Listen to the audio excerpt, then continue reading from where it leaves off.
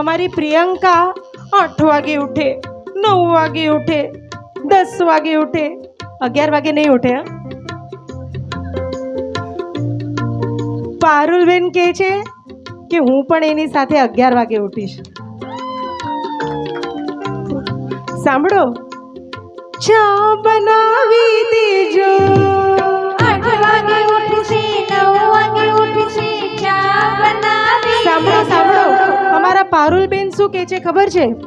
ભલે ને 8 વાગે ઉઠે, 9 વાગે ઉઠે, 10 વાગે ઉઠે, હું કઈ ચા કોફી નહીં બનાવું, એનાથી તો તબિયત બગડે, બરાબર ને? હું તો બોર્નવીટા બનાવી દઈશ, બોર્નવીટા.